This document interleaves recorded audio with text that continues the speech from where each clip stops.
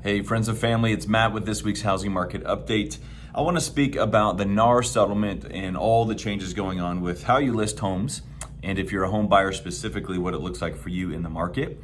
And I'll tell you the biggest change that has been implemented that is the most helpful to both parties is our purchase agreements. Every time you write an offer to buy a home in Las Vegas, 99.9% of the time, you're going to use the same residential purchase agreement that all realtors use. It's an association form, but there's a new section that's been put into the agreement in light of this NAR settlement and all these changes I've been talking to you about.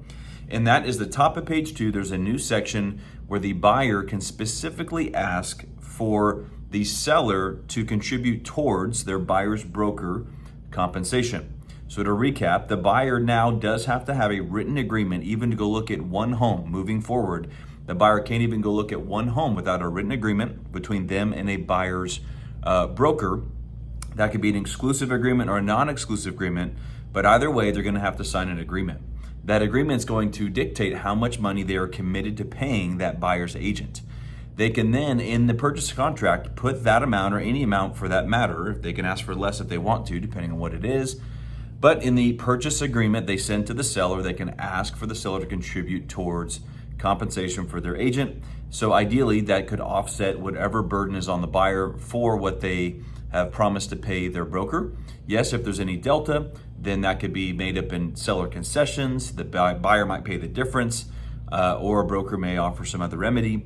But that's what it will look like for a buyer. On the seller side, knowing that it's going to be put into the purchase agreement, you will still need to give direction to your listing broker on how you want them to represent you. So for example, for my clients, we're going to them and saying, okay, Mr. and Mrs. Seller, you need to let us know when we get the question from buyers and their agents on is your seller offering contribution towards my broker's compensation, so commission for the buyer's agent.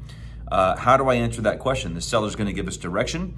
But at the end of the day, no matter if you say, hey, just let them know it's negotiable, or tell them that we're offering this amount, or tell them we're not offering anything, which we don't recommend, that would be definitely a competitive disadvantage. Definitely if the buyer's shouldering that entire expense, we've talked about that before. But no matter which of those three things you let us know you want, it's still going to come in the purchase contract. So at the end of the day, it's going to be negotiable, just like repairs and concessions and home warranties and everything else that we've always been used to. There's just one more item in the contract that'll be negotiable, which really just helps this whole situation come together. So I don't think it's going to change the game a ton. I think we're all naive to know there's not some changes coming. There is, for sure, and we're ready for those. So if you have any questions, reach out to us anytime.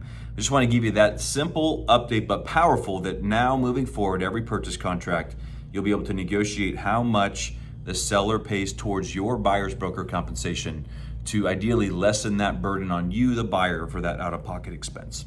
Hope this helps. Reach out anytime, guys. We love hearing from you. We'll see you soon.